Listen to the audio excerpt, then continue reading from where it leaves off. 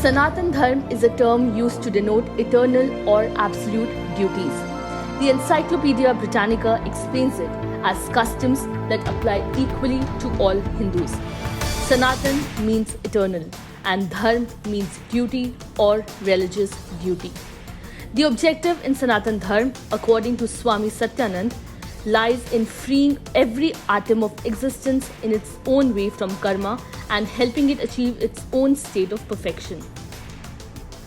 Hinduism is said to be around 6,000 years old. However, some scholars place the origin of this religion between 3000 BC and 15,000 BC. Hinduism is basically considered to be a modern form of Sanatan Dharma. They also believe it is the oldest spiritual tradition known to mankind. According to Sanatan Dharma, all creations of nature and God are bound to perform certain responsibilities.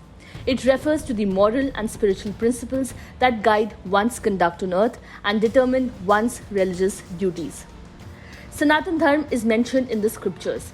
The Vedas include the Upanishads, Tantric texts, Vedanta Sutras, epics and Purans. It is also included in the Mahabharata, which has 110,000 four-line stanzas, and in the Ramayana, consisting of 24,000 couplets. It is believed that the concept of Sanatan Dharma was first spoken of by Krishna in the Mahabharata. The Bhagavad Gita also confirms that Lord Krishna had instructed the science of Sanatan Dharma millions of years ago to Vishwasan, the demigod of sun. Krishna also instructed the same to Arjun, once again in the battlefield of Kurukshetra.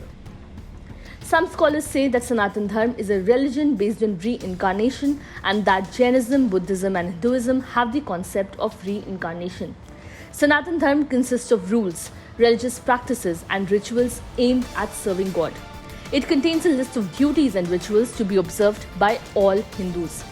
According to Sanatan Dharma, all the creation of nature and deities share the responsibility of pursuing the eternal duty. It refers to moral and spiritual principles that guide one's conduct on this planet and determine one's religious duties. Rules and duties of Sanatan Dharma. Sanatan Dharma consists of virtues like honesty, kindness, patience and magnanimity. Salvation. Sanatan Dharma also believes in salvation, that is, Hindus who practice the virtues of honesty, kindness, patience and magnanimity attain moksha. Moksha is defined as a state of spiritual liberation, self-knowledge and enlightenment. Yoga. Sanatan Dharma also advocates yoga. Practicing yoga is the most important aspect of Sanatan Dharma and it helps those who practice yoga connect with their spiritual side. Reincarnation. Sanatan Dharma strongly believes in the concept of reincarnation or rebirth. Sanatan Dharma is a religion based on rebirth and some scholars say that the concept of rebirth makes it applicable to Jainism, Buddhism and Hinduism.